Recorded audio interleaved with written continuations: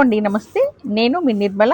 Welcome to Nirmala's home kitchen. ఈ రోజు మన కిచెన్ లో మన అమ్మమ్మలు నాయనమ్మలు అంత స్ట్రాంగ్ గా ఉండడానికి కారణమైన పాతకాలపు నాటి రెసిపీ చూపించబోతున్నాను. ఇది తినడం వల్లే వాళ్ళు అంత గట్టిగా ఉండేవాళ్ళండి. ఎటువంటి నడుము నొప్పులు లేకుండా మెచ్యూర్ అయిన టైంలో అయితే ఖచ్చితంగా ఆడపిల్లలకి చేసి పెట్టవలసిన రెసిపీ అండి. వాళ్ళకి ఫ్యూచర్ లో ఎటువంటి నడుము నొప్పులు ఉండవు. ఆడపిల్లలకి మాత్రమే కాదండి, చిన్నతనం నుంచి మగపిల్లలకి కూడా వారానికి 2 రోజులు ఇది చేసి పెట్టడం వల్ల ఫ్యూచర్ లో వాళ్ళకి బ్యాక్ పెయిన్ లాంటివి రాకుండా ఉంటాయి.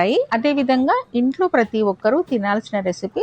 ఇప్పుడు దీనికోసం ముందుగా ఒక బౌల్ నిండా ఇసుక మట్టి లేని రాగుల్ని తీసుకోవాలి. మీ క్వాంటిటీకి తగ్గట్టు మీరు తీసుకోవచ్చండి. ఇన్నే తీసుకోవాలని లేదు, మన ఇంట్లో మనుషుల్ని బట్టి తీసుకుంటే సరిపోతుంది. ప్రతి ఒక్కరూ తినొచ్చు కాబట్టి మన క్వాంటిటీకి తగ్గట్టు మనం తీసుకోవచ్చు.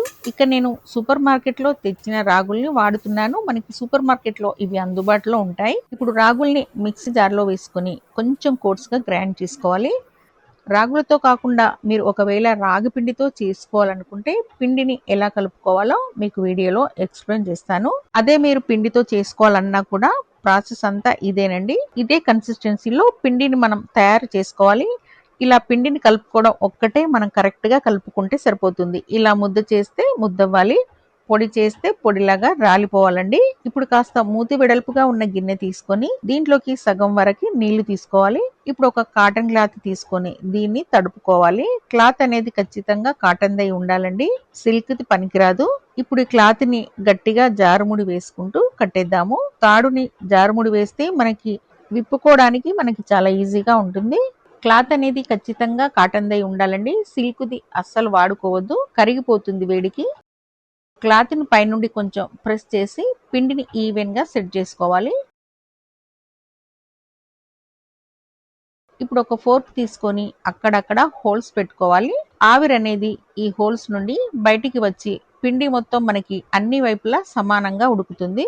ఇప్పుడు ఎక్స్ట్రా ఉన్న క్లాత్ ని ఇలా క్లోజ్ చేసుకోవాలి. ఇప్పుడు దీనికి సమానంగా సరిపోయే గిన్నెని పైనుండి బోర్లించుకోవాలండి. ఇలా సమానంగా లోతుగా ఉన్న గిన్నె పెట్టుకోవడం వల్ల ఆవిరి అనేది బయటికి పోకుండా పిట్ అనేది కరెక్ట్ గా ఉడుకుతుంది.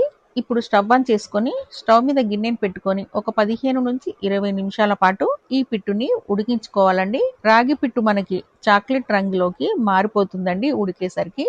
అలాగే లోపల ఉన్న పిండి ఉడికిందా లేదా ఒకసారి స్పూన్ తో చెక్ చేసుకొని చూస్తే కాస్త ఇలా తెలుపు రంగులో ఉందనుకోండి, ఇంకొక 5 నిమిషాల పాటు ఉడికించుకుంటే సరిపోతుంది. పిట్టు ఉడకడానికి మనకి ఖచ్చితంగా 15 నుంచి 20 నిమిషాల టైం అయితే పడుతుందండి, అంతకంటే ఎక్కువ టైం అయితే తీసుకోదు. చిన్నతనం నుంచే ఏ టైంలో ఎప్పుడు ఏ పద్ధతిలో పాతకాలం నాటి వంటలు చేసి పెట్టొచ్చో, అవి ఏ ఏ ప్రాసెస్ లో చేయాలో ఆ వీడియోస్ అప్లోడ్ చేస్తానండి. కొత్తగా మా ఛానల్ చూస్తున్న వాళ్ళైతే మా ఛానల్ ని తప్పకుండా సబ్స్క్రైబ్ చేసుకొని సపోర్ట్ చేయండి. ఇక్కడ ఆల్మోస్ట్ మనకి పిట్టు రెడీ అయిపోయిందండి. ఇప్పుడు వేడివేడి ఈ పిట్టుని వేరొక గిన్నెలోకి తీసుకుని మనం ఏ కప్పుతో అయితే రాగుల్ని తీసుకున్నామో అదే కప్పుతోటి పావు కప్పు బెల్లం తరుగు, అలాగే పావు కప్పు పచ్చి కొబ్బరి తురుము వేస్తున్నాను. పిల్లలు మెచ్యూర్ అయిన టైంలో పచ్చి కొబ్బరి పెట్టకూడదండి. ఈ ప్లేస్ లో మీరు ఎండు కొబ్బరి పొడిని కానీ లేకుంటే కొబ్బరి లేకుండా అయినా పెట్టేయొచ్చు. అదే విధంగా 1 టీ స్పూన్ యాలకుల పొడిని కూడా వేసుకొని ఒకసారి బాగా మిక్స్ చేసుకోవాలి. నెయ్యి ఇష్టం లేని వాళ్ళు ఇలానే వేడివేడిగా తినేయొచ్చు. అదే నెయ్యి ఇష్టపడే వాళ్ళైతే తగినంత నెయ్యి వేసుకొని వేడి మీదే ఇది కలిపి వేడివేడిగా ముద్దలు చేసి పెడుతున్నారనుకోండి, ఇది తిన్నా కొద్దీ తినాలనిపిస్తుంది.